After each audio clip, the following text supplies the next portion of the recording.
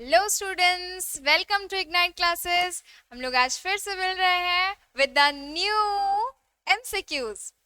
MCQs अब हम लोग सॉल्व करेंगे। जैसे हम लोगों ने प्रॉपर अपना थ्योरी प्रैक्टिस कर चुके हैं, सारा कुछ रिवीजन हो चुका है हमारा। आज हम लोग करने वाले हैं cell cycle and cell division के एमसीक्यूज। कुछ स्पेशल एमसीक्यूज है जो बार बार पीवाईक्यू के फॉर्म पे आए जा रहे हैं हमारे बोर्ड्स में, तो आज हम लोग वही एमसीक्यूज को एक क्विक रिवीजन के साथ उसको सॉल्व करेंगे। चलो स्टार्ट करते हैं।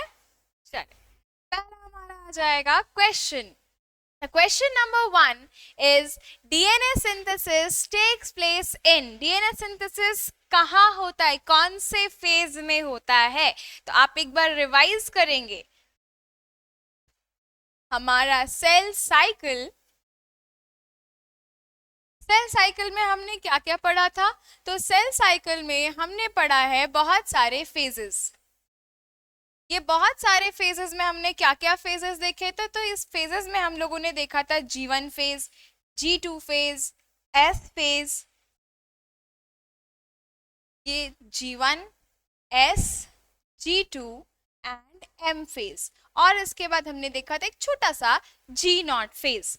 ये हमारा सेल साइकिल का एक प्रॉपर डायग्राम है जो हमें अपने माइंड में मैप बनाकर रख लेना है। यहाँ पर आपसे पूछा जा रहा है क्वेश्चन में कि डीएनए सिंथेसिस कहाँ होता है, कौन से फेज में डीएनए सिंथेसिस होता है। सिंथेसिस कहाँ हो रहा है डीएनए का?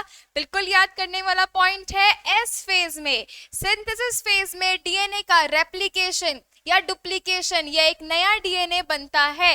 तो पुराने डीएनए से नया डीएनए कौन से फेज में बन रहा है? पुराने डीएनए से न्यू डीएनए बन रहा है हमारे एस फेज में। The correct option will be S phase और synthesis phase of DNA replication.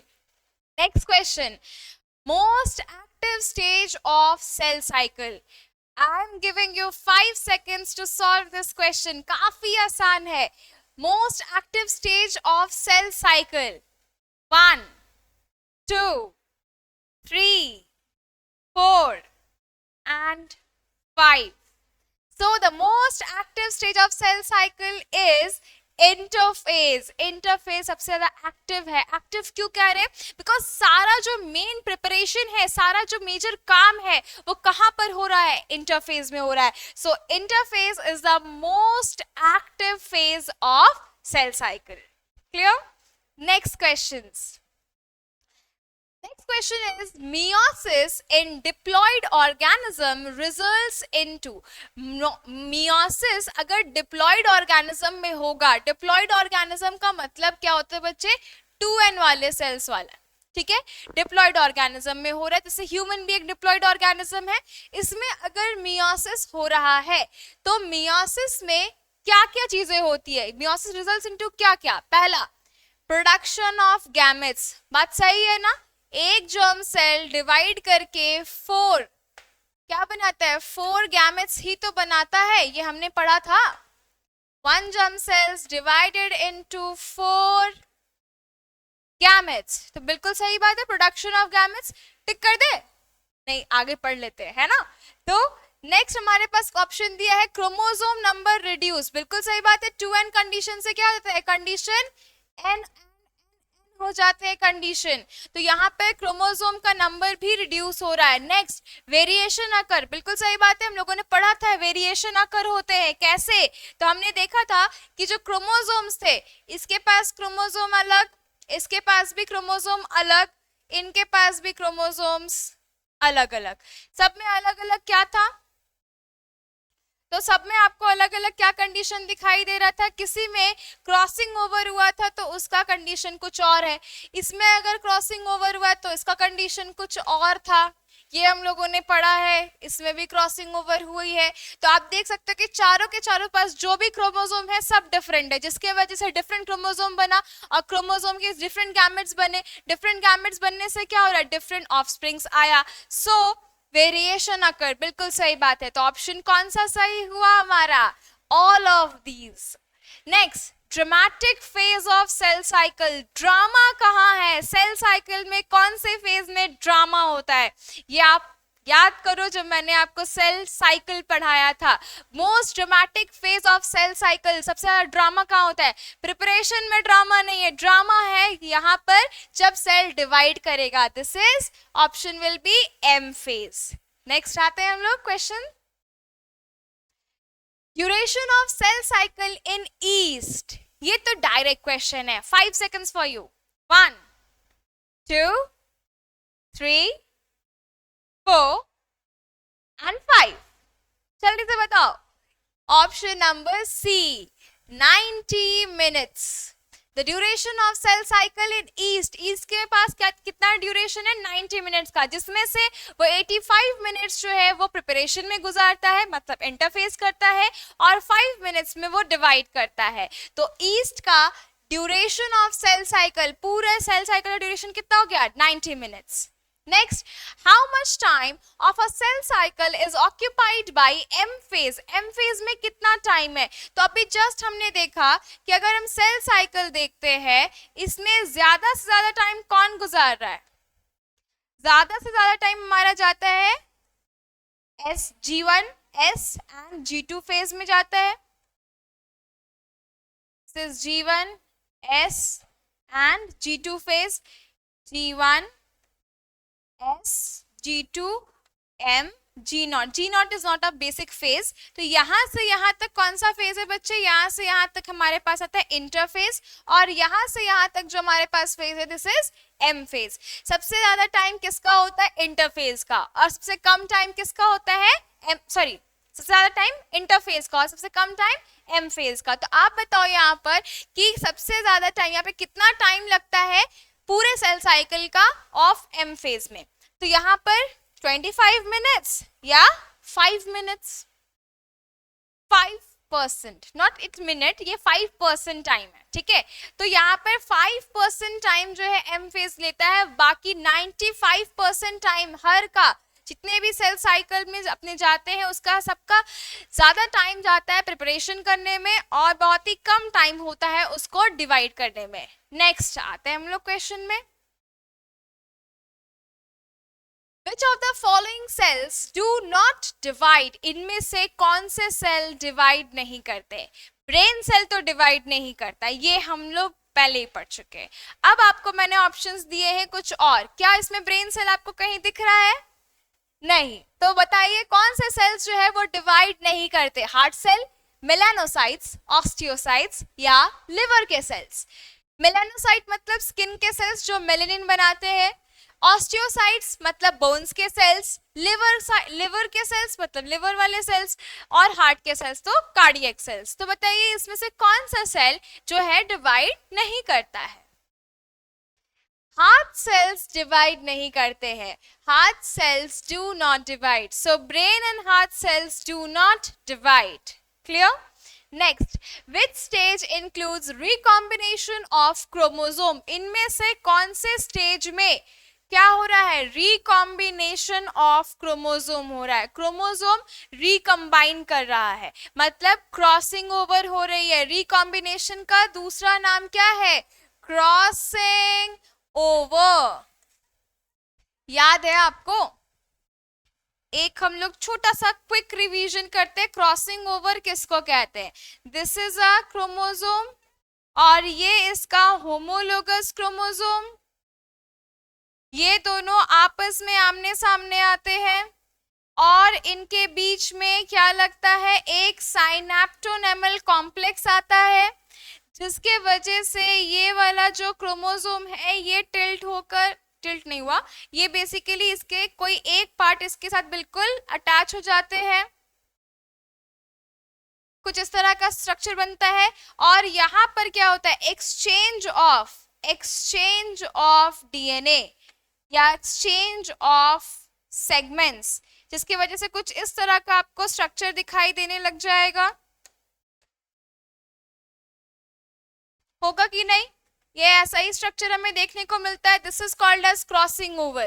Question आपसे पूछ रहा है कि कौन से स्टेज, ये सारे जो स्टेजेस है वो कौन सा स्टेज है? ये सारे स्टेजेस हमारे पास प्रोफेज 1 के स्टेज है ऑफ मियोसिस 1।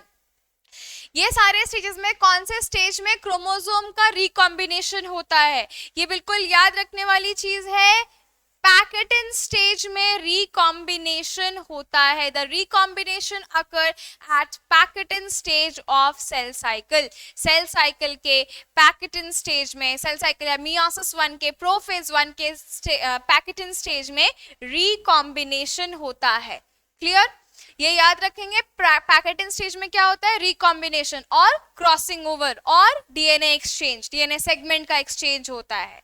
तो ये हम लोगों ने देख लिया कि विच स्टेज इंक्लूड्स रिकॉम्बिनेशन और क्रॉसिंग ओवर ऑफ क्रोमोसोम्स। ये क्रोमोसोम्स कैसे हैं? तो दीज आर होमोलोगस क्रोमोसोम। ये क्रोमोसोम होमोलोगस क्रोमोसोम्स होते हैं। Next question, chromatin condensation occur in dash stage of M phase. That will be M phase of M phase. Chromatin condensation occur in dash stage of M phase. M phase के कौन से stage में chromatin condense होता है? एक quick revision है। Cell, nucleus, chromatin, nucleolus. ये chromatin condense कौन से स्टेज में होता है? जहां पर nuclear membrane start to disappear, chromatin starts to condense and form chromosome. ये कौन सा स्टेज में बना रही हूं? ये स्टेज है हमारे पास prophase stage. Chromatin condensation, chromosome कब बन रहा है? क्रोमैटिन कंडेंसेशन होगा तो क्रोमोसोम बनेगा। कौन से स्टेज में बनता है? क्रोमैटिन कंडेंसेशन होता है हमारे पास प्रोफेज में। Next question, the stages of meiosis 1। Meiosis 1 के जो भी स्टेजेस है of meiosis 1 eight which chromosome starts pairing together. Pair कब आने लगते हैं आमने सामने?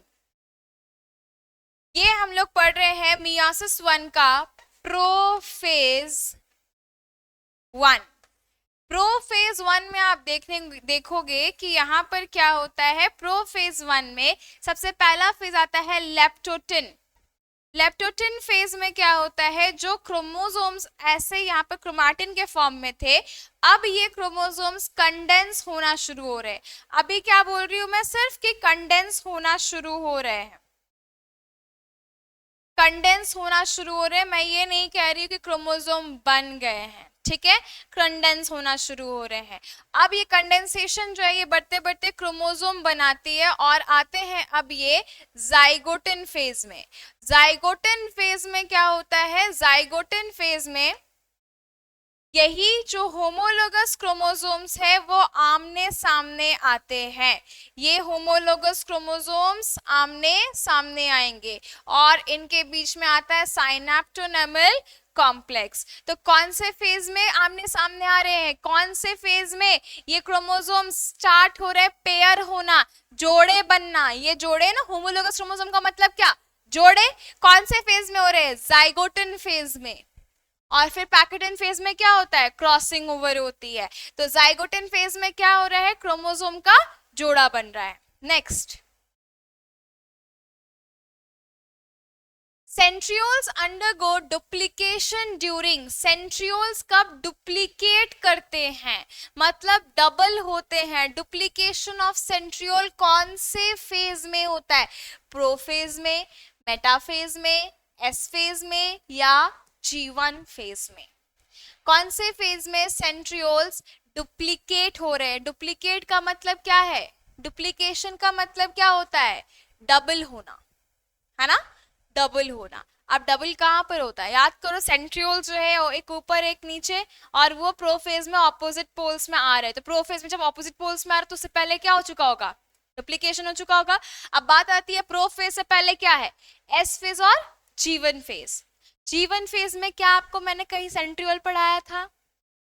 बिल्कुल नहीं। तो सेंट्रियोल कहां पर यहाँ पे डुप्लीकेट करेंगे? Centrioles get duplicated at S phase. Centrioles जो है वो डुप्लीकेट कहां होते हैं? एस फेज में होते हैं, डबल होते हैं नंबर में। Next, separation of homologous chromosomes takes place during यहाँ पे कौन से फेज में होमोलोगस क्रोमोसोम्स सेपरेट होते हैं, आपको यहाँ पर दिखाते हैं।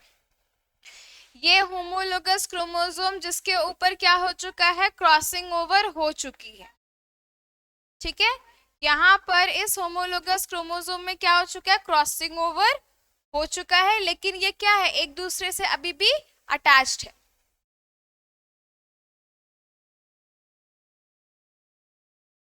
क्रॉसिंग ओवर हो चुकी है लेकिन भी एक दूसरे से ये अटैच्ड है, इस तरह से अटैच्ड है ये अभी भी।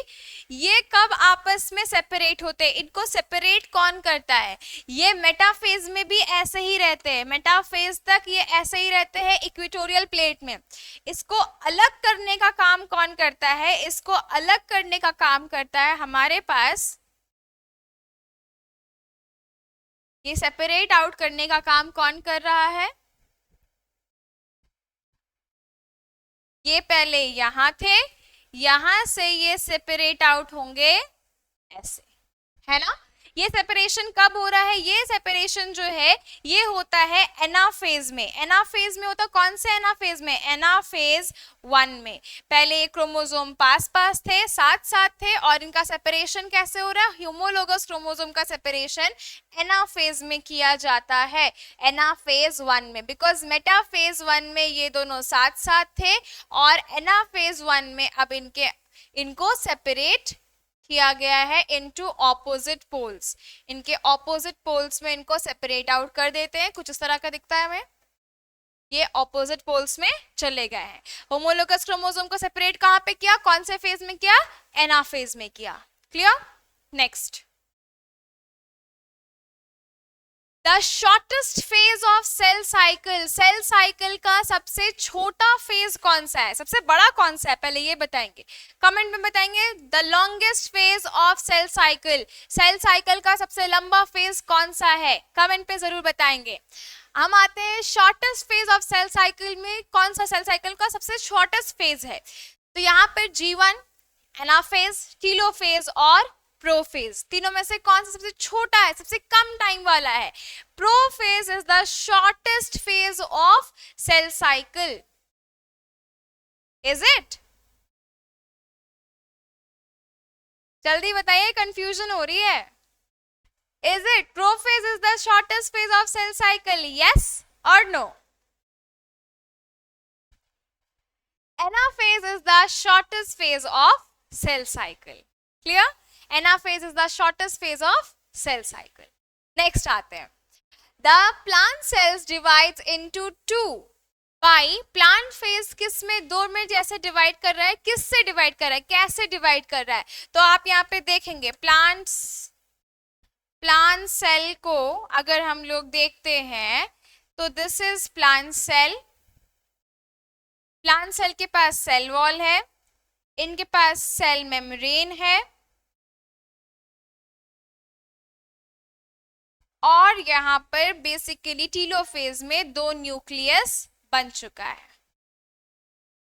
इसको सेपरेट करने के लिए क्या आता है, बीच से बनना शुरू होता है, मिडिल टू सेंटर या सेंटर टू सेल वॉल तक बनना शुरू हो रहा है। क्या यहाँ सेंटर टू सेल वॉल क्या बन रहा है, सेंटर टू सेल वॉल बनना शुरू हो रहा है एक plate, this plate is called as cell plate, इसका नाम है cell plate.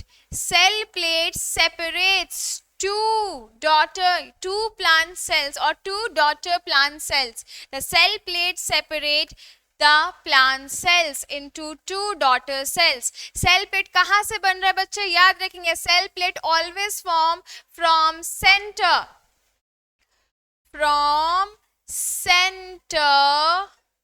To cell wall, centre से सेल वॉल की तरफ बनता है, from centre to cell wall cell plate का फॉर्मेशन होता है। Next question is our last question for revision. An example of mitogen is, mitogen कौन सा एग्जाम्पल है, किसका एग्जाम्पल, मतलब कौन सा इसमें से एग्जाम्पल जो है वो माइटोजन है। पहले तो आते हैं what is mitogen. What is mitogen? Mitogen हम किसे कहते हैं? माइटोजेन का मतलब होता है सब्सटेंस और केमिकल और agent which induce or stimulate mitosis और सेल डिवीजन। माइटोसिस या सेल डिवीजन, माइटोसिस या फिर सेल डिवीजन को करने के लिए जो भी सब्सटेंस हेल्प करता है, करवाने के लिए जो सब्सटेंस हेल्प करते हैं उसको हम कहते हैं माइटोजेंस। जैसे एग्जांपल आता है स्टेरॉइड्स, सुना है आपने स्टेरॉइड्स? स्टेरॉइड्स और are cholesterol derivative hormones.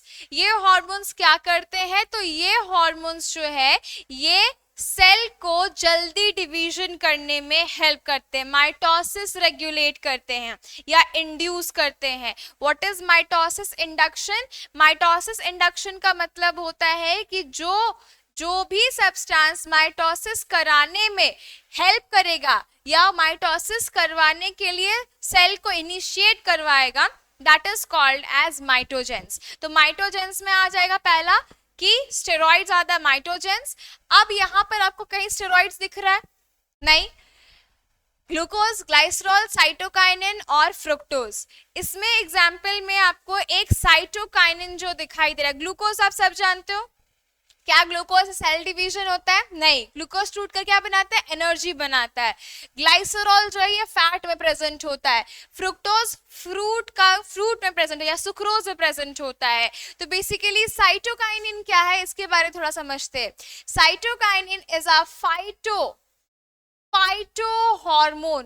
Phyto hormone का मतलब क्या होता है बच्चे? फाइटो हार्मोन का मतलब होता है प्लांट हार्मोन।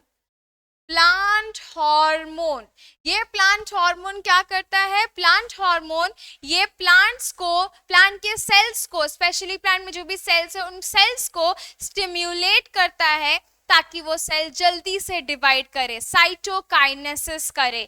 तो बेसिकली प्लांट हार्मोन है और सेल डिवीजन में हेल्प कर रहा है। तो ये भी क्या हो गया? एक तरह का mitogen. The option C will be the correct answer for mitogen. Clear? तो यहां तक आज हमारा 15 क्वेश्चन हो चुका है cell cycle and cell division का। आई होप आपको सारे क्वेश्चन समझ में आए हैं। इवन कोई डाउट हो हमसे कांटेक्ट करें, आपको सब कुछ इस चैनल के नीचे में यहाँ पे मिल जाएगा। और हमारे चैनल को सब्सक्राइब करें, लाइक करें एंड ऑल्सो प्लीज शेयर करें। It is only for your benefits, we are here. Thank you so much बच्चों।